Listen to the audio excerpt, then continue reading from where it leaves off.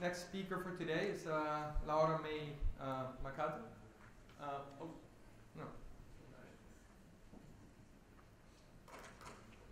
Laura-Mae, she has been involved in multiple marine renewable energy projects. She is president of the French Mirror Group of the IEC TC 114, developing standards in marine renewables. Laura-Mae, I'll leave it to you. Thank you. This is not me. No.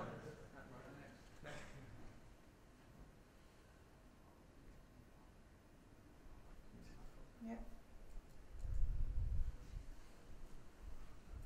Okay, so my name is Laura-Mae Macadré. I'm working at Bureau Veritas. We are the French certification agency. And so my speech today will be about certification and clearly how can we use the standards developed with Martin, for instance, to get a real stamped certificate for marine renewable energy, and in particular for OTEC. So I don't have such a nice story about submarine to entertain you before my slides. Sorry.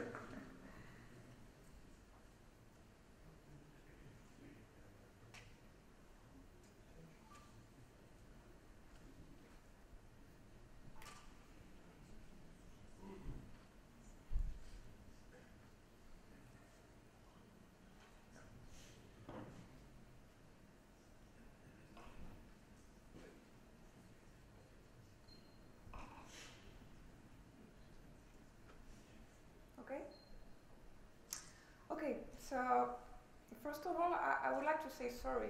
Sorry because I'm French. Sorry because you will see for the third time this about Jules Verne. We are very proud and very fascinated, and I promise that there were no premeditation with Fabian or Tristan yesterday. Next year, I may ask to be earlier in the program conference.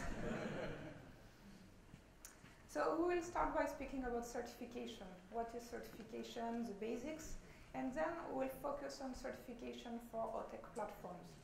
I would like to share with you some feedback, some lessons learned we had from international case study of OTEC projects, and we will finish by making the link with the standards.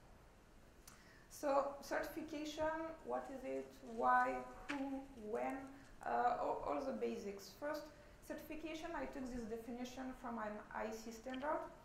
It's a procedure by which a third party, so it can be BV, DNV, ABS, other third party, gives a written assurance, so a stamped certificate, that a product is in conformity with specified requirements. So the specified requirements, you will find them into the standards. It can be international standards or it can be class standards. And we need these requirements to give the certificate. So why asking for certification? You may be interested by certification to ensure quality, to ensure safety, to ensure reliability, and to ensure a fair comparison between different topics. And Martin, you made a nice example of this by putting the definition of the power production or of the rated power in the standard. Then we know that when we speak with different technology developers, we all speak the same language. So this is also the idea behind certification and standardization. The next question I would like to ask you is who is asking for certification, or who will benefit for certification? Do you have any idea? We spoke yesterday a bit about finance, investors, yes. Any other idea? Insurance company. Yes, insurance company.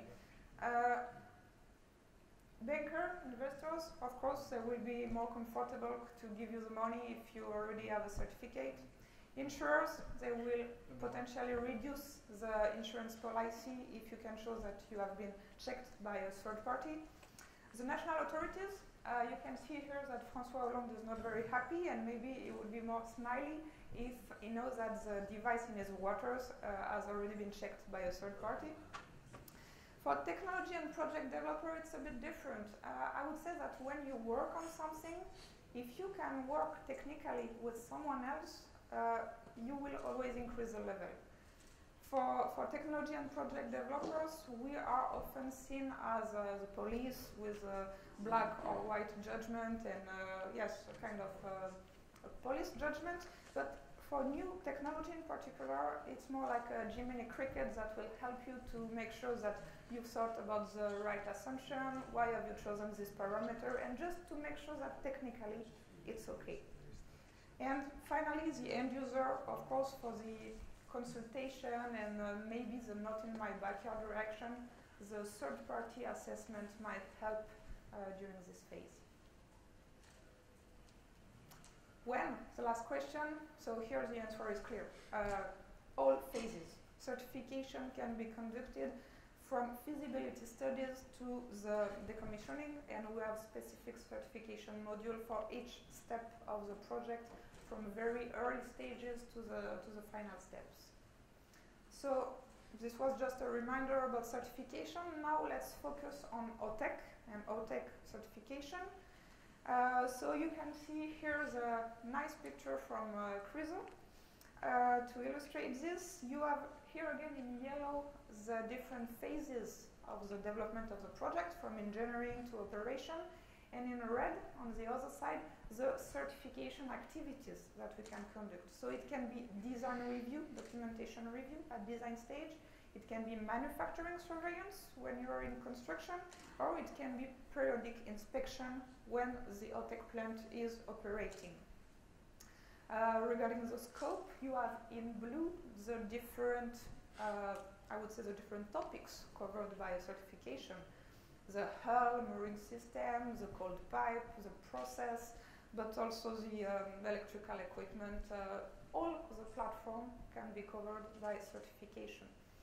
I don't want to go into details for the difference between classification and certification today, and I just use certification as a generic word. But depending on the topic, classification might be more relevant. So you have here just a very schematic diagrams. My art is not very good of an OTEC platform. And just to illustrate that any part of the platform can be covered by certification or classification. I would like to draw your attention in particular on the long cold pipe. And potentially here we will speak more about qualification of new technology. So I don't know if you are familiar with it. To make it clear, to do certification, we need the requirements written somewhere. Either they are written in existing codes and standards, or we need to create them on a case-by-case basis for your specific project. If it's not written anywhere, the qualification of new technology is a kind of risk assessment where we will identify, I cannot move anymore. Could you please make sure that So the qualification of new technology is a kind of risk assessment that will help us to identify on a case-by-case basis the relevant tests and numerical simulations necessary to validate a novel technology. So a novel technology can be really an innovative technology or an existing technology, but used in different conditions of application. So for this, Bureau Veritas has a guideline to follow the methodology, and this will help for innovative topics such as the long cold pipe in particular. So here you have the different project phases again and the certificates on the right. So far, for the OTEC industry, what seems the most relevant for us is the approval in principle. At conceptual stage, which is for most of us here the stage of development, we would advise to start with an approval in principle, where we will review the design basis, a conceptual design, some preliminary calculation notes, just to make sure that the project is starting on good basis, and not to make comments at the end of the process. I would say that when you will be at detailed design, if we have comments that would imply some changes on the design, the discussion might be very complicated, because for the developers it's difficult to change anything, And for us, the comments can be, it's difficult if they are not clear, if they are sorted. So this is really important to start the discussion early during the design process. And this is what we have started with some of you that I will present later. Of course, then there are other steps and other certificates. Here I'm showing more a class approach for the OTEC platform, but we have ongoing discussions with national authorities to know whether we should go for classification as ships or more project certification as the wind industry sector. So this is ongoing discussions. I would like now to present some lessons learned from international case study of OTEC. BV is very, very proud and very happy that several technology developers trust us. In particular, we started with DCMS for many years now. After a preliminary design review, some risk assessment, and an in-depth regulatory review, we are really trying together to find the right regulatory framework for an OTEC platform in Martinique, which is not easy at all because for the French regulations, it's like a UFO, it just does not exist. So we are doing this hard work together in a close collaboration. Another project from Bardo, which is, I would say, the freshest project for us in terms of OTEC. And we were very pleased to see new players in the OTEC world. So an approval in principle was issued in September, covering the hydrodynamics, mooring, stability and structure. And last but not least, we were very happy to work with CRISO last year for also an approval in principle of the 1 megawatt OTEC platform concept. And again, so the approval in principle covered the platform, but also electricity, machinery, and safety. So our role as a certification body is to gather from this experience common requirements and to put them into standards and guidelines. So this is what we are currently trying to do. It's not easy, and Martin already highlighted that point. We have very different platforms with different features. None of them look like the other, but we need to find common requirements that would be fully applicable to the OTEC sector, including the other technology designers. So we took some hypotheses to do this exercise. So we focus on floating platforms with a closed cycle and mooring system. But this is only a starting point. I will show you now some examples of certification requirements that we would like to see in future standards. It's not a definitive answer, it's just to start the discussion with you and to make some suggestions. So some examples regarding the platform and mooring. So first of all, we were quite, we felt reassured to see that existing BV standards could apply with some adaptations. So we are doing these adaptations not to apply as it is the oil and gas rules because the risks are not the same and there are different consequences. For environmental conditions, as OTEC platform will be in tropical areas, we will ask for particular care to document the environmental conditions related to cyclones or squall or typical tropical events. And another example of requirement would be for mooring analysis, where we would pay also particular attention to check that the designer has considered different combinations of wind, wave, current in different directions, including non-collinear combinations. So this is just to give you a flavor of future requirements into OTEC standards. We have other requirements regarding electricity, machinery, safety. I don't go into details for all of them. Just for the cold pipe, which is also a very important part. As I said, qualification of new technology is something which seems very relevant for this part. So we would advise to start this process to get a qualification plan, gathering the relevant tests and numerical simulations. And as a certification body, we will pay a particular attention when reviewing these documents to the structural connection between the pipe and the platform. We'll pay a particular attention in the manufacturing process, and we will ask, I would say, lots of documentation and to check the manufacturing manufacturer capabilities, the deployment procedures, which was also in the past the reason for some failures, so this also would be checked carefully by the certification body. And finally, during operation of the platform, we would like to see how a tropical event, such as a cyclone, is handled by the platform. Is there any specific mode of operation regarding the cold pipe? So again, this is just to give you a flavor of the topics we are currently writing in the standards, and of course it will be much more detailed. So with these requirements, how can we put them into standards? The first way is ICTC 114, and Martin already gave a very good presentation about it. So there is this guideline for OTEC under development. Bureau Veritas is participating to it.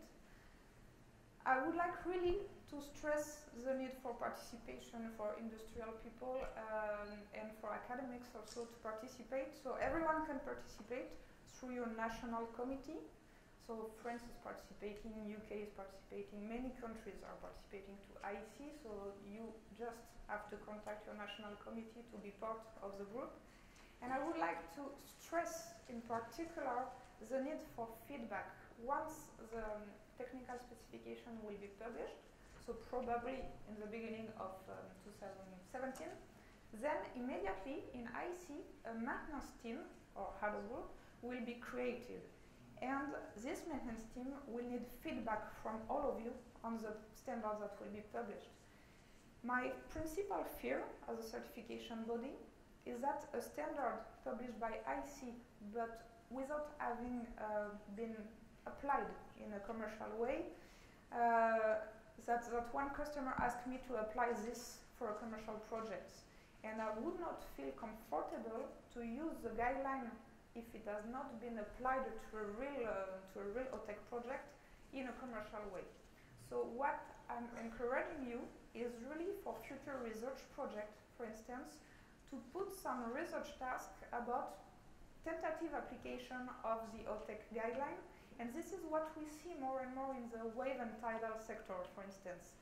More and more research projects have this kind of task to try to use the IC standards to identify the parts that are confirmed, that are really good, to identify the limits on some other parts, and then more and more conference papers are summarizing this work, and this is really perfect material for the maintenance team of the standard. So I'm really encouraging you, once it will be published, to take it, to try to use it, if possible, more in a research context, and then to write the feedback and to give it back to us, because we will need it for a future version of the standard.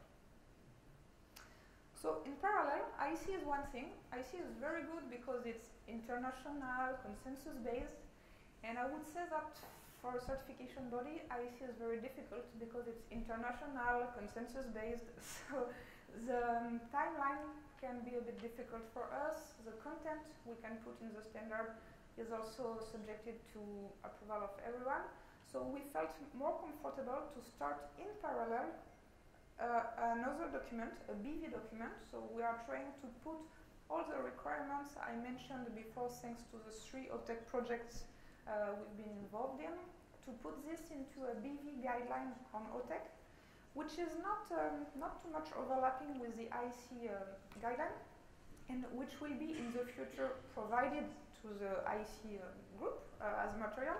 So here we focus really on floating OTEC plants for manned or unmanned platform and with different working fluids. The table of contents cover more or less all the topics of the OTEC platform, and we are really trying to dig into details on the adaptations of oil and gas standards, in particular for the platform, moorings, and I would say the marine systems of the platform. Of course, oil and gas standards can be used, but with some adaptations that we are trying to do. We are doing this exercise. So this is an ongoing work. For the moment, I don't have a draft to share, but I think it will be coming in the course of next year. And at this moment, we will be very interested to get some industrial feedback, and I might send to some of you directly, but if you're interested, just come to me and we can keep in touch until next year. Thank you very much for your attention.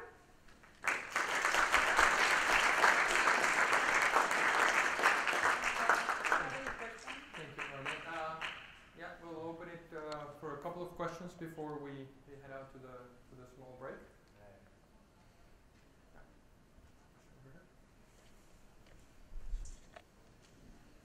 Just a quick one.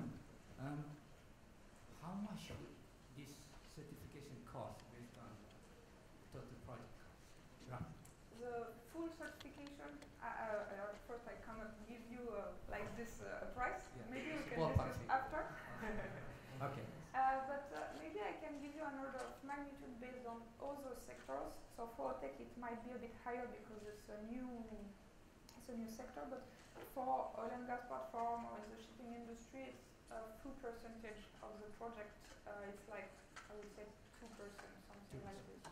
2-5% is an order of magnitude. Okay, thanks.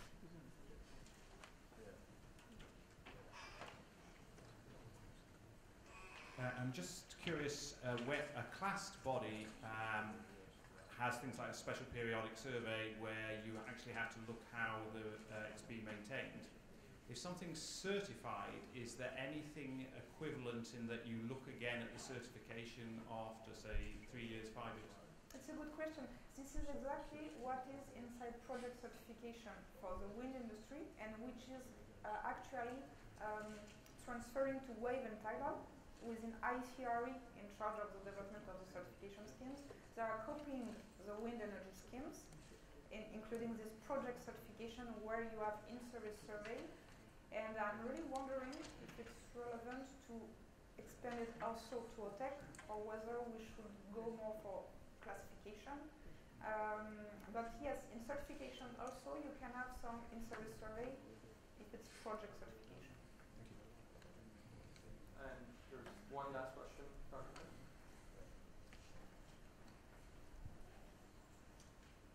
Thank you for splendid explanation. And I am Henjo Kim from Korea, and I was very happy work with your PB. So I'd like to give a question, not to you, to Mr. Brown-Martin, based on your recommendation, to give us some comment of OTEC standard draft. We have to review in advance. So let me know how can we access to your draft, or I'm going to distribute that draft to us. I can easily distribute it to you now. Perfect. Very good. Thank you very much, Laura.